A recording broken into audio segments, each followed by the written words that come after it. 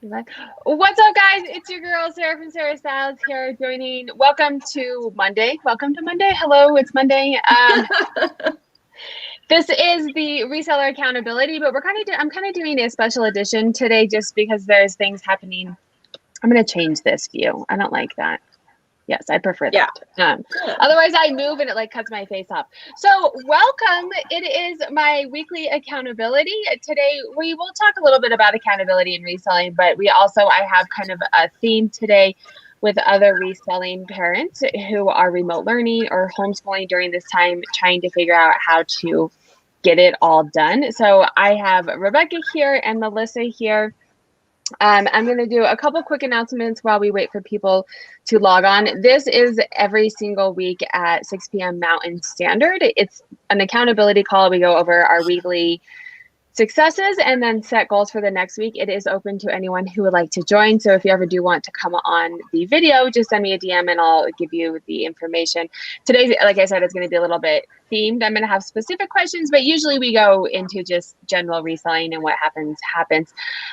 So that is the first thing. If you like content like that, make sure to subscribe, hit that like button as well. I also have a podcast that within the past 2 months, so fairly new. The link for that is down below, so make sure to subscribe, follow, whatever you do on podcasts, make sure to do that. And then if you enjoy that content, you can subscribe for as low as 99 cents a month to kind of keep the content coming. Affiliate, Rebecca and Melissa both do have the dashboard and are both affiliates. So if you want to become an affiliate and you have the dashboard, I have recently increased the percentage just to really make sure to give back, because I know it does take a lot of time and energy to build content around being affiliate. So I want to make sure to pay accordingly. So the information for that is down below as well. This Wednesday is my weekly call. This is the last one, and then we'll get into it. You're like very spunky. This Wednesday is my weekly call with Chris from Daily Refinement. So we'll be talking about my sales for the last month. And then also we will be talking about goals and how to do things. Chris from Daily Refinement has lots of great info.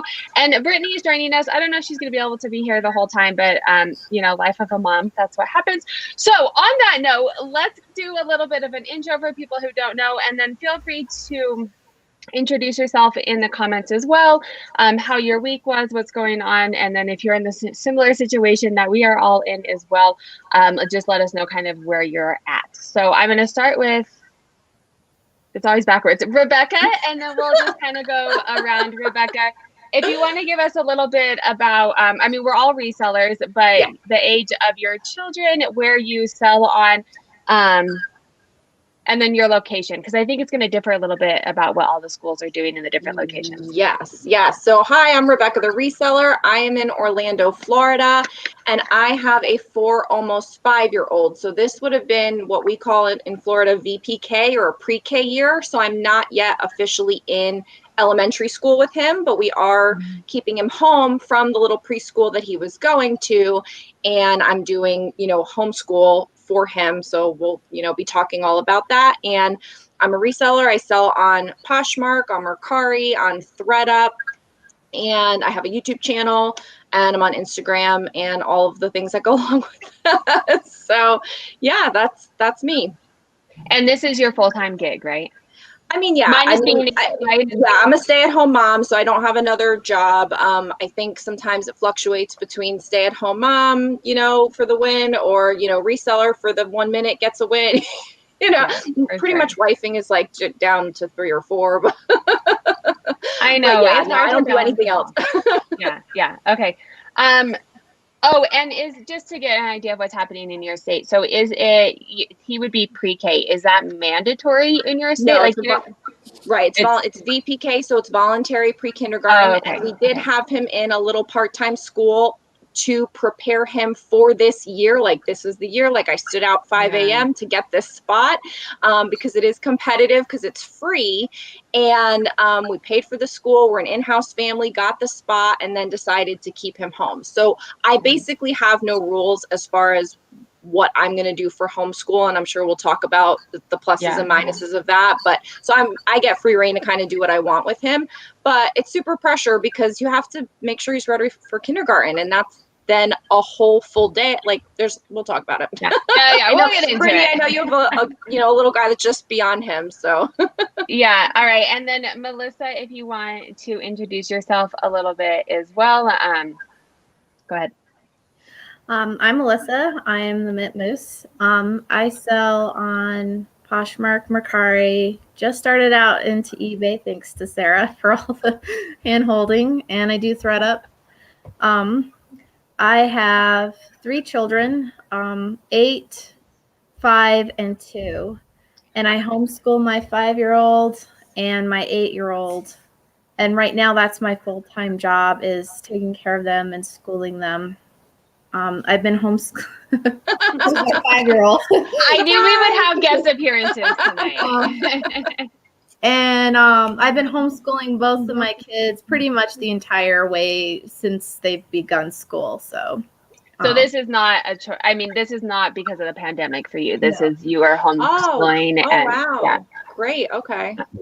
All right, Brittany. If you guys don't know Brittany, definitely follow. She has the cutest vintage hauls. I don't know if cutest is the proper way to say it, but you always have like the everything is cute when you're a reseller. yeah, great vintage hauls over on YouTube.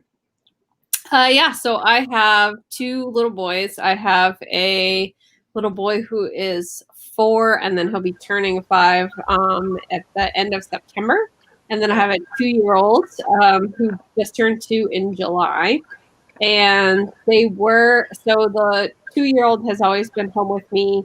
But he's pretty easygoing, and the 4 going on 5-year-old is much more like emotionally and like play intensive. Like he's very much an extrovert, where I'm only partially an extrovert, so he always wants attention. And while I have gotten him to independent play, he's just much more hands-on. So he's been in daycare since he was a little over 2 years old. And at the beginning of the pandemic, his daycare closed. And at first it was temporary, and then it became permanent. So now his daycare is gone. But you're in the New England area, right? Yeah, New Hampshire. Right, New Hampshire. Okay. Yeah. Okay. So here, we have voluntary kindergarten. And his birthday is like just before the cutoff date. So we were actually planning to send him to kindergarten this year. And we applied to a couple of different charter schools because we don't like the school that we are zoned for very much. So in New Hampshire, we have a bunch of different charter schools. And he got accepted to the one that he was over the moon for. It's a arts and music charter school, and he loves both of those things so much. So they had like weekly music classes, and like all of their lessons were themed around art. And he was so excited to go. And then my younger one was going to go to the daycare where that's now closed. So because it's a school that he really wanted to go to, and it's a lottery, and we were lucky to get in, I am going to do remote kindergarten with him. Mm-hmm. But if it were just like regular school, I would actually probably just pull him out and then like homeschool on my own terms, because he's still very young for the kindergarten age range. Like he could skip the year and still be fine going into kindergarten next year. But yeah, so I am going to be doing homeschool remote kindergarten. Has it started for you? Right? Has everyone started? School? No, ours starts September 9th. Oh, that's late. Yeah. I mean, if you can't tell, my husband's from New England, from the and I always remember his cousins and stuff all start like weeks after. It's been like a month and a half and we've been in school. So they delayed the openings. Catholic schools are actually going full-time, just regular. So a lot of people who don't really have a choice, they have to work, have pulled out their children and they're sending them to Catholic schools. And then most of the Nashua school districts are either partial remote, so it's like a hybrid model, or they're full remote. So it's up to the school. So I'm in The kids can come if you need to. I mean, if you don't want what to, about that's husband? fine. No. No, Handle it. Technically, Florida has started, but because I knew that we were doing the homeschool and because I can kind of do with it what I want, there's no rules. I'm not starting actually till Wednesday, September 2nd, because I wanted some time to like get prepared and get organized and like get our homeschool room ready and everything. So I know Rebecca from Florida is in the chat. I think she already started because she's in Florida too. And she's got her boys, you know, just a little older than Gio. And I think they've actually officially started. She used to be an elementary school teacher. So she has like the one up on. She's doing homeschooling. She pulled her kids and she's doing homeschooling, but she used to do it. So let me do my intro. If you guys, people who haven't been following, just so we know where I'm at. So I have 3 children. I have a 3, a 5, and a 14-year-old. The 3-year-old is starting preschool. The 5-year-old is starting kindergarten. And then the 14-year-old is starting his first year at high school. And he's special needs as well. And he's a step kid, so it's every other week to add complexity to the situation. So the 2 littles are in a Montessori charter school. So they actually would be in the same classroom together because they do 3 years. So like 3, 4, and 5-year-olds are together, then 1st, 2nd, and 3rd grades together. So they're in the same classroom, and we were debating. So in Colorado, in our district, you could fully send them back to school in elementary school or fully remote. And then high school, you can do either a hybrid, so 2 days a week at school and then 3 days a week remote. So my oldest is doing the hybrid because he's special needs and he needs a lot of support from the special ed teachers that me and my husband even if we had the time, we don't have the knowledge to be able to do the special needs, especially at his level. And then the 2 littles, we chose to do fully remote, but then you can like opt back in after like in certain points in the year if we feel that it is. So that's where we're going. We started last Monday. So we are a week into it. And we were kind of similar with Brittany in this. Well, I also don't want to homeschool. Like I want someone to send me the curriculum. I don't want to spend any more time figuring out the curriculum than I have to. But it is a charter school and you have to get a spot. And if you leave, then you lose your spot. And so we didn't want to lose our spot. Too. I didn't want to lose that spot. And it was more for the preschooler because if we didn't send him or he doesn't, like remote learning for a preschooler is like not really necessary, but I'm like, I don't want to lose his spot. And it at least gives him like something. My spot. I stood out 5 in the morning to get that spot. I was the first one in line. Oh Lord. So better. All right, so that's where we are. There's a couple of people in the chat too. Michelle is a frequent watcher on the channel as well, a great supporter. So thank you, Michelle. I sell on eBay, PoshMark, Mercari, and Etsy. Yes, my kids are home, 1 in preschool and 1 senior in high school. So we chat because we have a similar split in an older kid and little ones. We talked to Rebecca from Florida as well. This is an interesting one. I am currently doing my last year of high school from home, and I'm thinking of reselling on Poshmark. I am currently in the research stage. Well, hopefully we can give you some tips on how to manage it all.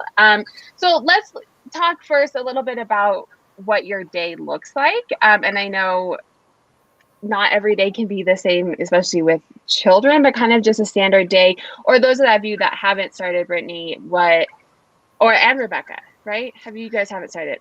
No. You're planning, what you're imagining it to kind of look like. And this is making sense. So me and Rebecca got our paths crossed in thinking this is why we probably had planned to do it in a couple weeks. And I sent her an email and I was like, oh, it's happening this week. And she's like, oh, okay, sorry.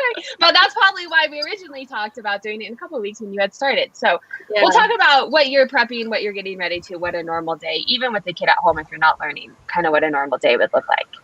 Yeah. Do you want me to go? Yeah, we can go in a circle, or if people want to jump in. I mean, for me, this August month has really been the transitionary month. Like the beginning part of the month was the planning of like figuring out what benchmarks I need to get him ready for kindergarten and all of the things. Do I want curriculum and all of this stuff? So I kind of ordered all kinds of things and got our homeschool room ready. And so I basically did all the like planning things and made a giant list and kind of like really went through it methodical. And then I knew that I wanted to have a week in August where I was just focused on the business and trying to unwind it, because I knew once we decided I was going to homeschool Geo, it was like, okay, the business has to basically not cease to exist, but it has to maintain at such a low level that I'm not torn and freaking out and like trying to manage both and letting one thing slide or the other, because the priority now does become homeschool. So I spent about a week kind of like prepping, unwinding, and then this last week has quote been my vacation so that I would like be refreshed and ready to like, okay, like get my mind right. We're homeschooling next week. Like this is happening. We're going from business mode to teacher mommy mode. And so that's been good. And I actually am just about to finish 2 books. Like, I don't know when's the last time I ever read 2 books in a month, let alone a week, but I did it. So, I asked on my Instagram the other day, like book referrals, and Melissa actually gave me some really good ones. And then like the next day I was like, get it together, Sarah. You're not reading. When are you going to read a book? Yeah. That was my only goal for this vacation week. And it was twofold, actually. I knew that if Geo saw me reading more, that he would start to kind of like, because it's whatever I want to do. So if I'm on my computer doing work or I'm doing my reselling stuff, then he wants to do his work and his whatever stuff. So I thought if I started reading more, he would kind of catch on, and he did. And we had reading time, and it was like super nice. I mean, he can't read. He's just looking at the pictures, but no, but that's how it starts. That's how they start decoding. It was a good start to kind of like foray into this whole shenanigans that we're about to get into. So we start on Wednesday. The good thing about us, because we're not held to any remote schedule or any very official elementary school, is that I can make up our schedule however I wanted. So we're doing a Wednesday through Saturday schedule, so 4 days, because my husband is off Monday, Tuesday. And that was one of the kind of bummers about Geo going into a traditional school this year for 5 days, was that he was going to miss out on some quality time with my husband. So I'm actually kind of not bummed about the fact that not only can you mold your reselling business around your life and design it, you can do that with homeschool. Again, I'm not tied to a remote public school situation. So it is a little bit more free. So we're doing Wednesday through Saturday. We're going to do 2 hours of me and him. Because again, this is VPK. This isn't very official anything. So when I started reading about their attention span and kind of what is manageable, and how when you boil down homeschool versus a regular public school day, you want to do something more condensed. So I tried to do a lot of research. So we're going to do 2 hours of like 10-minute periods of different types of things, like whether it's 2 hours straight. 2 hours straight. In theory, we'll see how it goes. But my plan right now is to let him have like a lazy morning, like enjoy the time with it, my husband. I can get some morning chores done, maybe get a walk in or whatever. My husband doesn't go to work till 10. So we have more of a long-term morning, and then start at 10 when my husband like is already gone. So we'll do school from 10 to 12, and it's going to be like 10-minute periods of like worksheets, then a little media time. We got ABC Mouse. Yes. Or like a virtual field trip, or like some YouTube video, like, so we're going to do little stuff. And then what did I say? We're going to do worksheets, then media time, then a hands-on activity, then physical activity, then reading a book, and then free play. So it's going to go from like increasingly probably things he's going to hate down to things he's going to love. So that way I can kind of like carrot him all along the way. And that's do you have a background? Do you have a background in any kind of education or anything, or it's all internet research? Okay. Yeah, I'm very intense. For those that do watch my YouTube channel, they know I'm pretty analytical, and like anything I do is like a serious deep dive. So when I decided that I was committing to homeschooling, like I'm in there.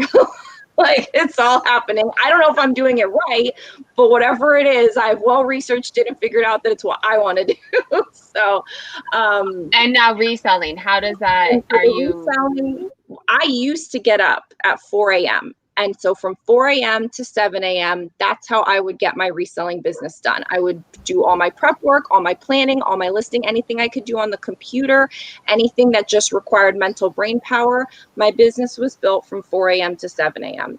then Gio would get up, all kinds of whatever, and then I would fit reselling in like the photos or whatever into pockets of time throughout the day. We all know this, right? Like whatever you can do in 10 minutes here and there. And then whenever my husband was home, he would give me some time. Like when he would be off for his weekends, he would give me some time, and that's when I would go thrifting or get my YouTube videos done or whatever, when I would have chunks. And Gio, again, he used to be in preschool, so I would have kid-free time. Now all of that has vanished, since March, basically. So it's very much been like, okay, pull back YouTube to 1 or 2 videos a week, or batch crazy, do them. Reselling, how can I pull that back? That's where ThreadUp came in. So everything has been adjusting really since March, but only in the last commitment of doing homeschool, to where I'm not getting up in the morning to do this. I'm now getting up at 6 so I can be fresh to deal with the morning and deal with homeschool, and whatever I can muster the rest of the day is what I'm going to muster, and whatever I can get done on the weekend. Our weekend is Monday, Tuesday, when my husband is home and can have his daddy Gio time, and that's when I'll do my YouTube video. That's when I'll pack my ThreadUp boxes. But pretty much, well, and I'm gonna stop you here, because I am gonna ask everyone else as well too, because I think we've all had to, like, there's only so many hours in the day. No, you're fine. But I do want to let everyone else talk too. And I think the next time around too, we'll talk about, because we are all gonna have to make different priorities too. Well, Melissa's a pro because she's been doing this forever, which we'll learn a lot. We do it. Kind of what her normal schedule is and how she fits it all in. So you, Melissa, have been doing this pre-COVID for years and years with the older kids too. So you probably have a really good idea of how it is structured and what works best for you, if you want to kind of walk us through how that works. So I would say that last year was really hard for me because I just winged each day as I woke up, and it was a terrible approach. And this summer, you really should plan and prep as much as possible, because if you just wing it, you're not going to have priorities straight, and you're not going to know what needs to get done. And at the end of the day, you're like, oh shoot, like I didn't get stuff done, and you're tired because you wasted so much energy going from one dumpster fire to the next. Right. Yeah. So I spent my entire summer planning out my schedule and reorganizing my life to make sure that I could balance this, because last year I wasn't homeschooling my 5-year-old. It was just my oldest child. So this year I was taking on the extra child for school. And so you have a little one too. Yeah. Like a 2-year-old that is just 2-year-old who is like a monster. I love him, but he's into everything. Yeah, just a 2-year-old. We all know what 2-year-olds are like. 2-year-old. So my mom helps out. Like, she comes over and takes my 2-year-old back to her house every morning for 2 hours. So I can get the really like hardcore school stuff done in the morning. So what I do is I get up at 6:30 every day, and I sit down and I do my quiet time, and then I look at my schedule for the day. And Monday through Friday, my schedule doesn't really vary a whole lot. But I still review it because I want to make sure I'm remembering exactly when I'm doing, like, I start school at a specific time. Each subject starts at a specific time. We have breaks at specific times. And as long as I'm reviewing my day, like, I'm remembering to stay on top of it and the times when I'm supposed to switch on to the next thing. And so I review all that, and then I get dressed for the day because it makes a huge difference if I'm already dressed before we've even started anything else. Oh, you don't wear your pajamas all day? Pajamas. I don't wear my pajamas all day, no. Oh, I do. I totally, like, all my YouTube videos, I have like a different shirt on, but like I'm totally in like my pajamas still from this morning, from last night, also from yesterday. No judgment yesterday. But I found I was more likely to be able to run up to the post office if I need to, if I'm already dressed. If I want to take a walk with my kids, I'm already dressed. And so that was why I did it for me. But and then we fix breakfast, and then my mom comes and takes my 2-year-old, and then we start school at 9:30 every day. Sometimes at 9 o'clock. and we usually take a walk. I count that as their like physical education time, and we'll walk for like a mile to a mile and a half. Wow. And then we come back, and that's when I do math and then reading and spelling, because we have uninterrupted time, and we just crank that stuff out. And I usually work in 45-minute blocks, because I notice 45 minutes they kind of lose attention, and I do too. So I will work for 45 minutes. I'll take a break and check my phone and Poshmark and email, and then we go back and work for 45 minutes, and then we take a break for lunch and then go back. And then right about 3 o'clock, we're finishing up for the day. And I work for a little bit and then wrap it up, do family stuff like dinner and all that, and then put them to bed and then work again. So. Oh, so you work late. Yeah, I work. And your husband works late out. Your husband works a lot of hours or late hours. Yeah, or my husband right? works 10 to 11 hours shifts during the week. So oftentimes he doesn't get home till 6:30 or later. So you're doing like dinner and everything by yourself. All right, Brittany. What is your plan? How are you gonna? Because you have to remote teach the older one, but then also manage the little one. That's what I'm struggling with. So I'm pretty much a monster in the morning. I don't wake up early, so my morning will probably start at I'm gonna say 7, most likely 6:30 or 7, and then I'll be doing my shipping in the morning because I like the daylight. It just it's more cheerful, and I'll do that while I have my coffee. And then I'll come back upstairs, and I have kind of trained my children to leave me alone for 15 minutes while I exercise. And then 15 minutes. That's the life of a mom. You were like 15 minutes. That's it. Just go away. 15 minutes. Just give me a second. Yeah, and then he starts his daycare at 9, so I will probably go from exercise to getting them dressed. And then downstairs, we have a very large basement that's just kind of open concept.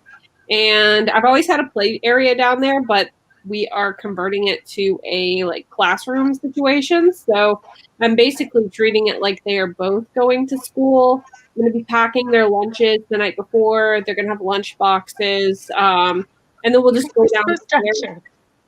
What's that? Y'all are so structured. You just wait until you hear my chaos. So we'll go downstairs, and then his school starts at 9, and like Rebecca is kind of planning to do, their activities go in 15 to 30 minute blocks. And so they'll have their morning meeting, that's 15 minutes, and then they'll split into either an activity or I think something off screen so that they're not getting so much screen time. I won't know exactly how it is until we actually start doing it, because they gave me a schedule, but it's for all of lower elementary. So I don't know if it how it includes kindergarten. But yeah, it's just going to be a lot of me kind of keeping the little one out of the big one's hair while they're trying to talk on webcams. So there's going to be a lot of toddler photo bombs going on in these you know what, Zoom things. I'm just he'll learn what he's going to learn. We'll do the best we can. And if my 2-year-old photo bombs every Zoom meeting, well, what do you expect? Some of us have multiple children, and you're lucky that I can even be home with him. So we're going to roll with it. And so I think that his school day is supposed to end around 12:30, something like that. And that's when my little one goes down for his nap. So I don't really know exactly how my day is going to go, because normally I would use that time to give my older one some screen time so that I could work.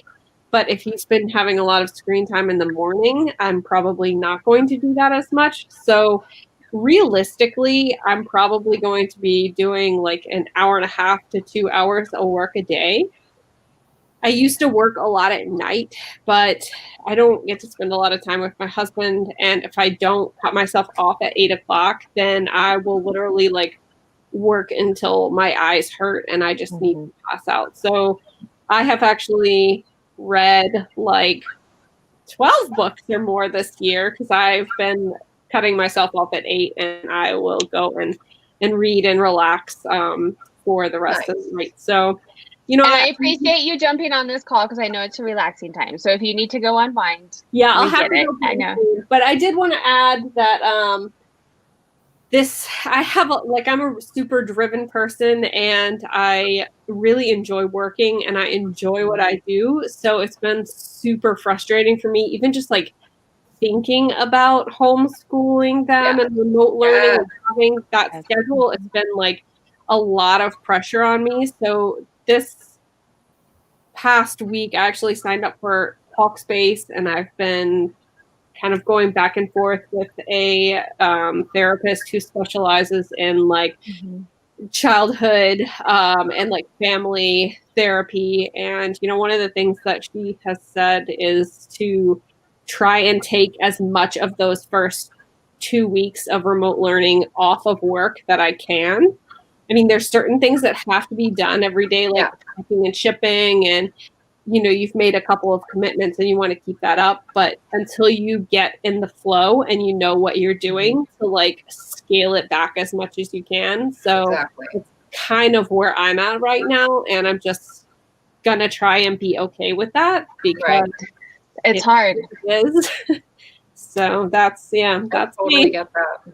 Yeah, I'm totally. So a couple things to what you said, Brittany. So I watched Brittany's YouTube video, and she was talking, and I was like, she has to come on, even if it's for a few minutes, because like everything that you're saying, I was like, girl, I am right there with you. So we started last week, but the first, like the 2 weeks leading up to it, my anxiety was like through the roof because I enjoy working. Yeah, I enjoy working, and everyone's like, well, just stop working. And I'm like, yes, I can stop. I have my own business. I'm grateful I can do this, blah, blah, blah. Like I get all of that, but like I get a lot of satisfaction out of working. And it sucks that I have to put it aside, and I'm allowed to have these feelings. But I've seen a counselor and actually did like EMDR around like the whole situation, and it's helped. But then once, and I'll tell you, Brittany, once you may have a different experience, but once we've been at it for a week, my anxiety is significantly decreased because I kind of have an idea. Like it's the not knowing what the structure is going to look like and how it's going to go. And we're fortunate we go to a Montessori school, and so they're actually well, I don't go, my kids go, but they're anti-screens in general at this age. So they have to have Zoom calls, and they obviously has to do some screens, but they're very much against that. So they're trying to pull back and give as many open-ended play, like here's something and you guys can do it for an hour if they're interested in it, or you can do it for 10 minutes if they're bored with it. So it's not as like structured as if we went to, I think, a public school, the regular public school, where it was like, I've seen some of their schedules and the kindergartners are in Zoom calls all day. But my 14-year-old is a high schooler, and it's like he's at school. I don't see him. He will sometimes come up for like 10 minutes, eat something, and then he is in Zoom calls. I mean, his classroom, like his class periods are just like he would be in school learning from a teacher. He's doing that all day, which is really, he's autistic, he's ADHD, he has learning disabilities. So it's a lot for him. I just feel like I know why we're doing this, and I understand, and I know that we need to, but it's such a disservice to all of the children who would just do better with other people around, or they just need like I'm not a teacher. Like I don't have a whole lot of patience, and my 5-year-old, he's just got a different way of learning. Like my littler one, you can like show him something and he'll mimic you, and he'll, you know, try and do what you're doing. Now my 5-year-old, he's like a little engineer, a little artist, a little like musician. He's got his own thing going in his head. He'll make up stories, but like as for teaching him, it's a whole different ball game that I don't really feel like I'm prepared for. So I actually have a degree in education, and I don't feel like it's in secondary education, but still, I still am like, I'm not prepared to teach little kids, like preschool, I don't know how. And so, I mean, we just all, I think, have to do the best that we can right now, and they'll figure it out.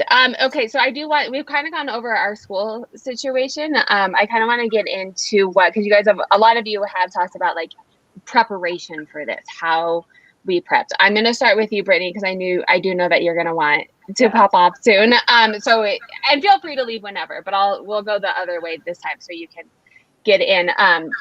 If you want to talk a little bit more about kind of some of the prep stuff that you've done or what you have scaled back, like you mentioned like taking 2 weeks off. So what are the things that still have to get done and how are you going to manage that? So shipping has to be done at least every 2 days. So I don't have to ship every single day, but I do like to ship at least every other day. And really, if there's just a couple of packages, I'm going to get them out anyway. I have completely outsourced all of my sharing to, I use Reseller Assistant.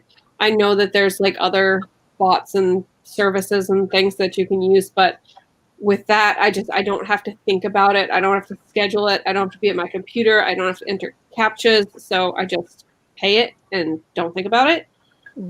So I don't share. I'm trying to bulk draft things. And so when I am able to work, I'll draft like say 20, 25 things, and then I'll just parse them out over the week, like 3-5 listings. And it's really hard to do that because you're so excited and you're thinking like, oh, it can't sell if it's not listed. So I should just list it all. But the continuity of it is what the algorithm likes. So I think that I mostly sell on Poshmark, but I also sell on Etsy. Right now, I'm not really cross-posting as much. Poshmark is my main platform, so I'm just kind of condensing my focus there. I took away my expectation around my YouTube channel. I have videos that I'm trying to do, but I'm not committing to a schedule as much anymore. I have like set days that I will release a video if I'm going to, but I don't want it to be a chore. So I made it, more flexible. And then, I just got a pallet, so I could be working my ass off, but I'm not, it's nice because I don't have to go out sourcing. So that when you have time, you can, Yeah. We're like the same person, Brittany, because I'm going to mimic everything that you just said when it's my turn. But I do want to note really quick on the Poshmark aspect of it. So Poshmark likes activity. It doesn't necessarily have to be listing. And so if you have items, you can list them and then just spend time like doing other activity. Like, because I've gone months where I have not listed anything and I have the same amount of sales as if the months that I don't, as long as I'm on there being active, like doing sharing and you don't need to all those, all those. Your offers and stuff. Yeah, too. All of that. But if you have the items listed, eBay is another beast. It needs the daily listing, but Poshmark and all the analysis that I've done and the data I've looked at and other people as well, you need activity on Poshmark, but it doesn't necessarily have to be listing. Do you know what I mean? Because I'm in the same mindset too. I hate it on eBay when I'm like, why isn't this listed? Like I have all these items I can't sell, but I list them right away on Poshmark, but I have drafts on eBay and it doesn't impact those sales. Just a note. All right, Melissa, if you want to tell us kind of what you've been doing to prep. I know you have like a schedule set, but let's talk a little bit about reselling and how that's going to kind of work into it. So I pretty much kind of do the same thing Brittany does. I batch photos in I try to get a whole bunch of items prepped. I sell mostly shoes, so I try to batch photographing all that in one afternoon, then I'll spread it out over the course of the next week. But I didn't do anything last week, so because I just didn't feel like it, and it was the beginning of school, so I'm a little behind on that. But and then I will spend the rest of the week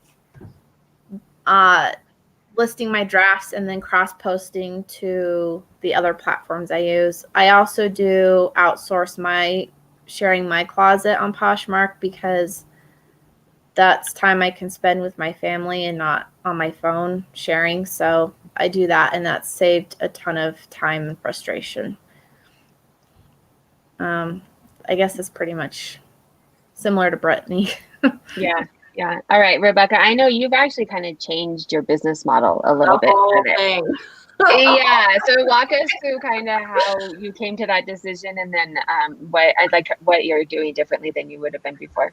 Yeah, I mean, like I said before, and I kind of echo with Brittany, like it's half of it is your mindset of like, today I made a post on Instagram, like I'm still coming to terms, even though I gave myself the pity party few days once we decided of homeschooling. Like today I had another, it like happens in waves where you just kind of realize, okay, this is actually happening. That I single-handedly built a business over the last 4 years, and now I'm single-handedly like completely tanking the whole thing.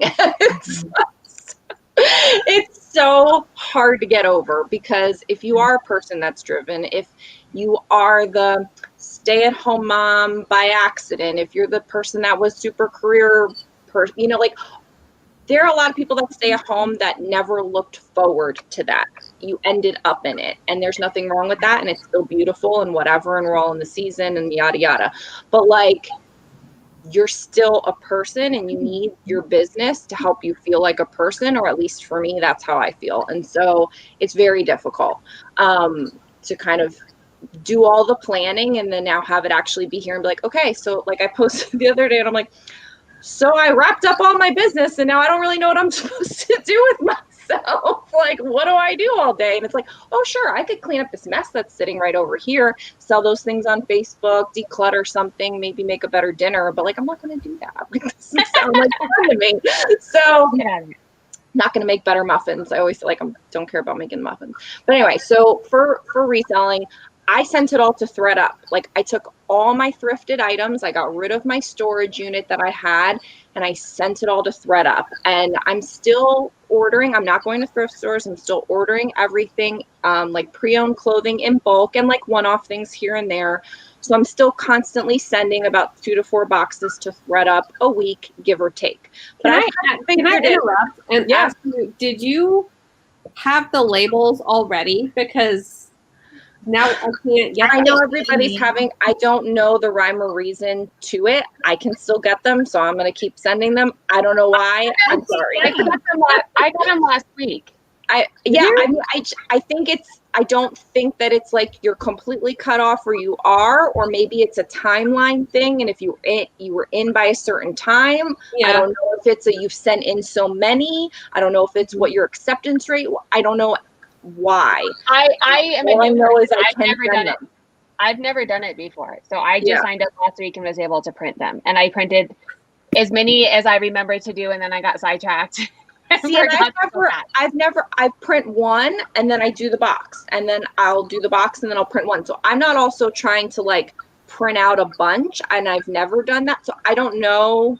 I have no idea, and I've never asked, and you know, knock on something. So yeah, so I mean, the ThredUp thing for me has worked out well, because like I haven't taken a photo in weeks. I haven't listed an item in weeks. I haven't done any of that normal grind everyday stuff. That has completely freed me. Now I have a PoshMark, I have Mercari, and I have boutique items that are multiple quantity. So I am relisting. I'm still sending offers. I'm still sharing. I'm still doing a lot of that grind, but it's still a lot less. And I may even pare that back a little bit more too. We'll see how it goes. But for right now, I'm still getting a couple sales a day on PoshMark, a couple sales here and there on Mercari. And so it's all very like, you know, it's just a little bit. It's not too crazy. ThredUp is the main thing where I'm making the bulk of my money right now.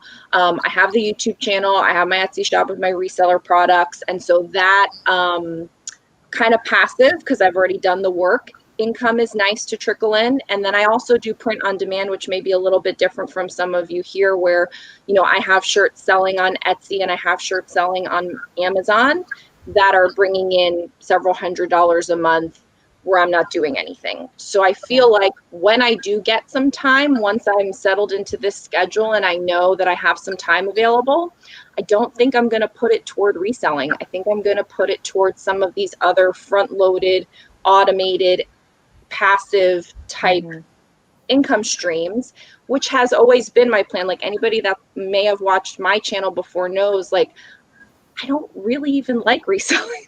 Like, I'm Rebecca Reseller, but like, it's where I got started, but it turned me into so many other income streams that you can do online that now in this situation are almost more better suited for the situation in which we find ourselves, that I'm exploring and double downing on those more when I can get the time and not putting as much effort into reselling. The only thing that I'm really caring about right now is that stuff sells on ThreadUp and I can send more stuff in and it sells on ThreadUp, and I'm going to go with that, you know, and let the other things have more time. I do want to check in with the, oh, go ahead, Brittany. Yeah. I'm going to throw in one more thing and then I'm going to go because I locked my husband out of the bedroom and I think he wants to come in. Yeah, go for it. I get it.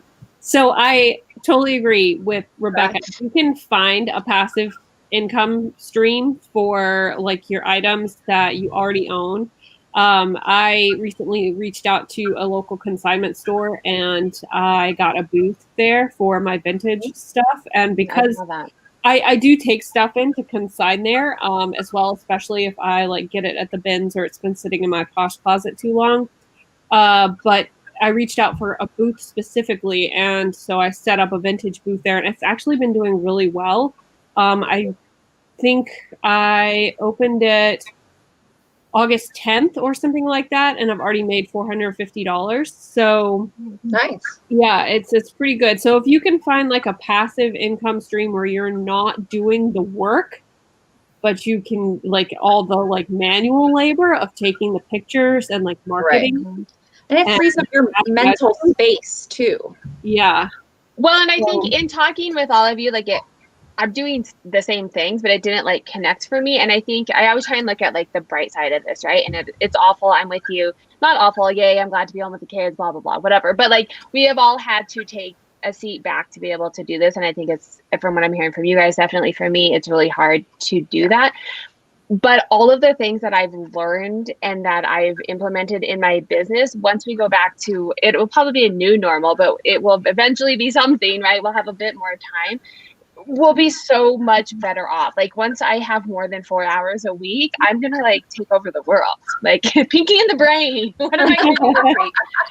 But you know what I mean? Like a lot of the things I would have never have thought of had the pandemic not happened. And now it's like making us think creative and being able to do things. Cause I'm with you. The passive income is nice. I don't make as much on YouTube. But it's nice to have the community and know that, okay, I did it once. And if I come back in a year, like I can do it again and it'll just continue. I'm still here, but not to the most. I mean, I'm not off of it, but that's the thing that bums me out the most. It's not the reselling. I enjoy YouTube's like way more than I ever thought. And the community and the comments and all, like, I like that so much that I'm like, when I have to scale back to one video, like when my pre-recorded ones run out and there's just one a week, I'm going to be so because I like it. I think I have like a love-hate relationship with social media. If I scale back too much, I do miss it because it's like we're very isolated otherwise, right? And so I miss that. But then sometimes it feels very, very pressurized. Like I have to put out a YouTube video. I have to edit this. I have to do. And that's why I've just started doing 2 lives because then it's 1 hour a week. I have to be here. I have to talk to you guys. But then I don't have to edit. I don't have to come up with ideas. Like I just get to chat. And then when I have time to come up with content, it'll come up with content. Do you know what I mean? Right. Thank you. Thank you so much for thank you for joining. Great to talk with you all. On the social media part, no, I do. Do I have, oh, there we go. Let me remove her. I love the little fox. Melissa, I've noticed you're on social media a bit more. Like your Instagram seems to be a bit more consistent. Are you doing, what's the plan there? What are you? Are you having more time to do more social media as you're taking things or until the kids start? I think the reason I'm more consistent is I have a game plan in mind. Before when I started, I was just like, I had no idea what I was doing and I didn't know how it worked. That makes sense. And so, well, and if you can like sit down and like write out content and have, that makes sense. And I realized like, I'm not on social media because I want to be really. I'm on social media for a reason. And so I've been trying to not post something just for the sake of like, just for the sake of it. I want to have like a purpose. And so I've been trying to be more intentional with it. And usually I want to like fulfill one of like 3 needs in that, and like, making a sale, or like pushing for a sale, or helping people out with, business or time management, or just like confidence building. So Right. I try to keep my posts centered around like one of those three things.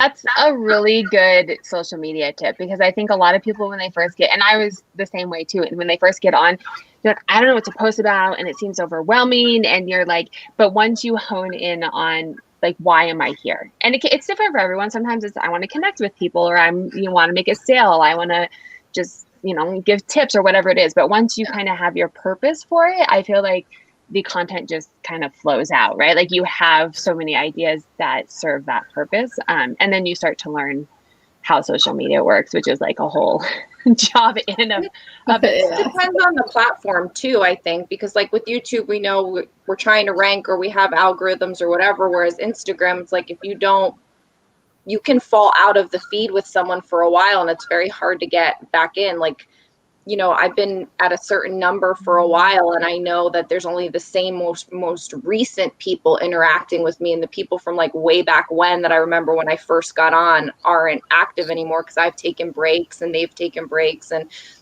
these algorithms they drive me nuts. Like, Yeah. we're running. Oh yeah, and it's all a guessing game. PoshMark, eBay, this one, that, like, there's so many freaking algorithms. I know, and it's all a guessing game. I do want to check in with the chat really quick. I knew this hour would go way too quick, and I still have like a zillion things to talk about. But I do want to check in with the chat. Grateful, because everyone has really been grateful for your guys' transparency. And everything that you guys have been saying, I feel the same too. And it sometimes just is helpful to connect. So grateful, Queen. If you guys don't know Queen Bee, she has a great YouTube channel too. And she actually is I'm going to say the word wrong. She's a psychologist, or I don't know the difference. She's a counselor, but she has a mental health. I'll say that. She is in the mental health. She has a mental health YouTube channel that she just started as well, which I think is absolutely fantastic in general, but definitely during these times. So it could be, if you want to leave it in the comments, feel free to leave your link and people can join over there. But she's saying a reseller's passion, which I also love. Leslie, following her, I was thinking the same thing. Always feel better to hear we are in this together. That's not to say with the knowledge and experience online sales, you could restart at your leisure, family first. And that's kind of what I've been telling me. It's hard because we've worked so hard to get here, but I'm like, I've done all of this in a year and a half. Like, once I decide to pick up full steam again, I'm not going to have to learn how to YouTube, right? Like, I'll just have to make more videos, right? Right. Yeah.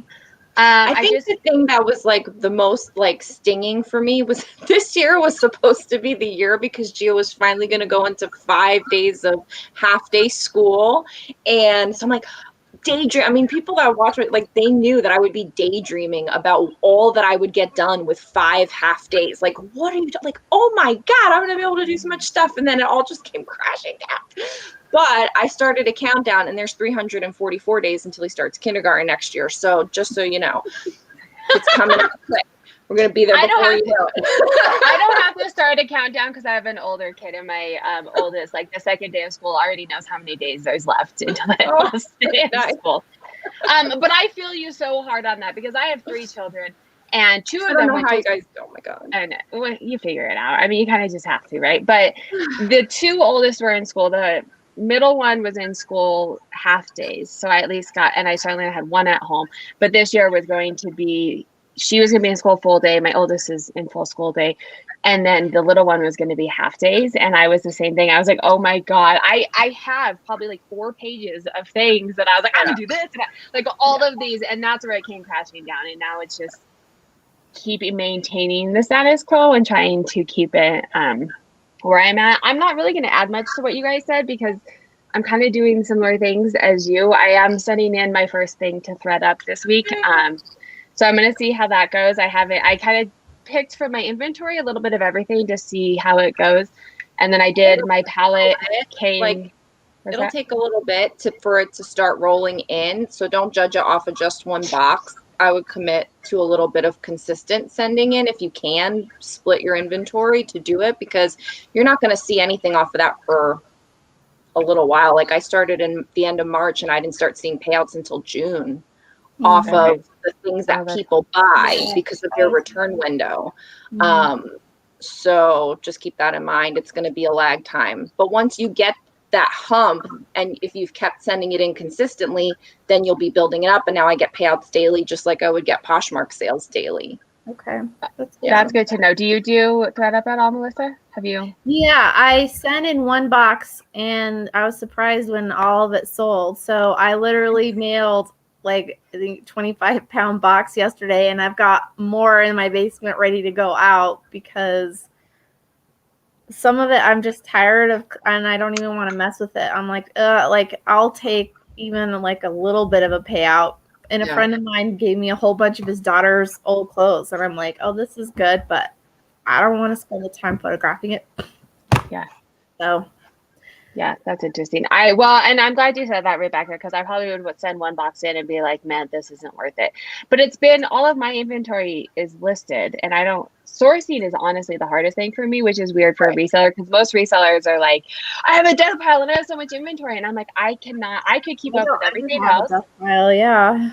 Yeah. Well, Melissa bought a palette too, right? So you have like a lot of. I think the bulk is the way to do it if you can figure out something like that. I know that you're very particular with your ASP. You're very intentional and deliberate with everything, and that's to be expected because you're the analytical data person. But you may just have to say, I need a box of clothes. I'm going to order a box of clothes, and whatever I get, I'm going to, try to sell those. Because for me, I envy someone that can be very intentional that way, because I think in the long run, you'll probably make more money. But for me, I need the activity and the volume and the things just constantly going like this to make me feel like it's happening.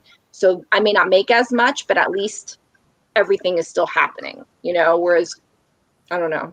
No, it's kind of funny that you say that. So, I mean, if you guys couldn't tell, I'm a Libra. So it takes me the Libra is like the scale. I have to weigh all of my options. Me and my husband built like 3 spreadsheets to like look at different palettes and to analyze if we would make intent. By that time the palette sold, probably. Right. Could you guys guess? And finally, the end result was like, I just had to buy one. I was bidding on them and losing because they were going above what my spreadsheet. And I was like, me and Melissa, I think I've talked about this, but like, I just had to buy one to see what it is and what's going to happen. And then I'll be able to have data to be able to do it. But it is nice. I got it in today and I'm like, okay, I have things to list. So when I don't have to spend my weekends going out sourcing. And if I have a Saturday that's free, cool, I'll go out sourcing. But that to me is actually really stressful. Where most people are like, I love the shopping, I can't do the other stuff. And I'm like, the shopping is kind of getting stressful, especially with the mask on. And like, I'm not sending my kids to school. And so I'm like, well, should I be like out at thrift stores? Right. And, but we'll see. We'll see. I'll keep you guys updated. I do a What Sold Wednesday where I go over all my data. So you guys will start seeing what sells in a palette and then also what sells in the ThreadUp boxes. So I'll definitely have that out as well. I love that you have 3 spreadsheets to figure out the palette to buy. And then I wasn't going to say anything, but and then he's like, we can sell these to help people buy. And I was like, no, stop. Like, I'm trying to scale back. We're not selling anything else. All right. So we are towards the end. If anyone has any questions for these ladies before we get off. I did want to touch base onto the branding thing. And I think both of you, Brittany does this as well. Social media is really amazing because you can market yourself for free. It's very time consuming to do it, but I think that's where you kind of have to go to take it to the next level, because then you're getting passive income, or you're getting, like, I had someone who's like, I have 30 high-end purses I'm never going to do anything with. I saw one of your 2 videos and you like selling purses. Do you want them? And I was like, yes. Yes. Where you don't get that other ways, right? And so I don't make a ton of money through social media, yet. Let's say yet. Hopefully I'll get there. But it's just the connecting and building the brand and knowing I've randomly made sales on Instagram recently, not even intentionally, just hey, look at what I found, and people reaching out to you. And that's what's going to kind of set you apart, I think, during this time, as a lot of people are becoming, like, you're getting a lot of people who are losing their job. And so that it's getting saturated, and a lot of resellers, you kind of have to take it to the next level and say, hey, I am a business. Let me find that passive income. And that's going to be kind of from a brand.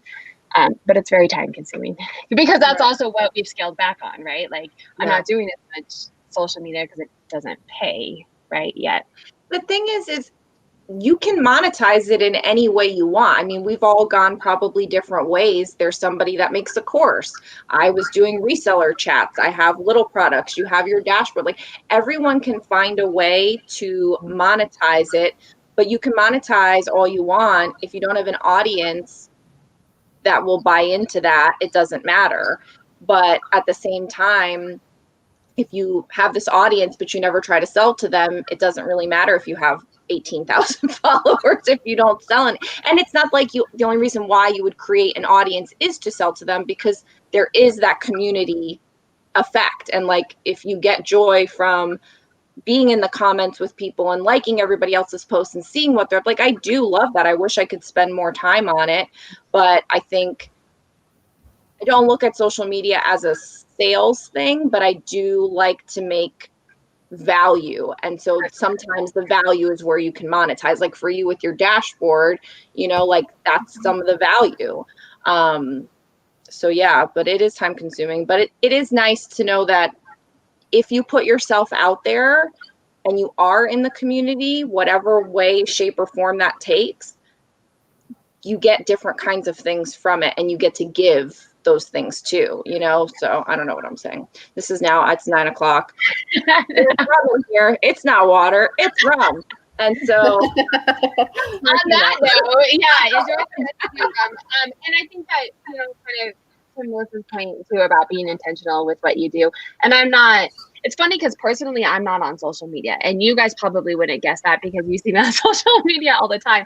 But like, I think the last time I posted on my personal page, like, I'm not a social media person, but it's very intentional in what I do, and I'm very thoughtful in what I post, and everything. And I do enjoy, same as you, I do enjoy the community and stuff, but it's all very purposeful in what I'm doing because it is my business and it is my brand. I think that's all. Oh, and the other takeaway from this is I need to get ABC Mouse.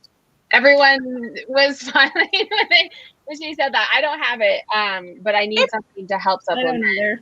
Gio's digging it right now because it's new, and he's excited because like I got a new computer, so he knew when I got mine that he would get that one, but I told him it was only for mommy school, which is what we call it. So he's been testing out ABC Mouse. He's very excited that there's a pet park where you can take care of these little animals. So he has a bunny right now, and he's like obsessed with taking care of the bunny and all this stuff. So they can go down a path where it's maybe seemingly not as educational as the very set things. But I do think that anything that's going to keep him engaged with something or another that he gets excited about, again, that I can we got to do the worksheet, then we can do ABC Mouse. We got to do the bribery for sure. No, I got to carrot this kid. And so I think it's great if your kid is into that kind of thing. There seems to be, and it seems very easy. We set it up super quick. It was very easy. So Rebecca is saying Khan Academy is free. We do Prodigy for math, which is similar. It's like they're like fighting battles, but to fight to the next battle, you have to do a math problem. And the struggle that we're having, and then we'll sign off because I think we could probably all talk forever again about kids and but she enjoys it. But the struggle that we're having as they try and figure this out is it's very blanket. Like, one lesson is sent for all of the kids, and it's remote, so I get it. Like, she only has so much time, but it's not to my daughter's level. Like, all kids are at different levels, and especially because they have 3, 4, and 5-year-olds all in the same classroom, and she's one of the older kids. And so we'll give it time, but I kind of think that I need some kind of other supplemental stuff, even if it's like 10 minutes a day on a computer. I'm fine with that. Like, I'm not so anti-screens that she can't have some education. I went on and got a lot of different stuff. So if you want to, chat offline or whatever, I bought a lot of different like worksheet stuff, but then also like learning activity things. So we can always chat about some of the stuff. I try to be very like what is Gio into? What do I think will hold his attention? Where do I think, like, handwriting for him is our problem area. He, you know, like, it's not so much letter recognition. It's, we need to get in the handwriting. So like, I'm really coming up with ways to focus on that. So I think if you can, you know what their areas are, that's strength and weakness, you can get in there. Yeah, well, and that's why we are going to the school still, because this is her 3rd year with the teacher and she knows all that. Yeah. So I'm like, just tell me what to do and I'll do it. On that note, I am going to sign off because we all do have children, and taking an hour away from our families, I know it is very difficult to do at times. I mean, it was hard enough to try and schedule something and I fumbled it up anyway. So on that note, thank you guys so much for joining. This is a weekly account. Normally it's an accountability call. I mean, we talked about accountability a little bit, but this is a weekly accountability call. We talk about our successes for the week and then our goals for the next week and everything that comes up in between. Anyone is welcome to join the video call. So just give me a DM on Instagram if you would like to come on the video, and you're more than welcome to just join on the comments as well. Every Monday, 6 p.m. Mountain Standard. Podcast is in the link down below, so make sure to follow there. And if you like the content, you can subscribe for as little as 99 cents a month to help the content continue to get made. And then I have my YouTube at 6:30. This week, my What Sold is with Chris at 6:30 p.m. Mountain Standard, and we'll go over all the things that me and Chris will go over. Who knows where that will end up. So thank you guys so much, and have a wonderful night. Thanks. Thank you.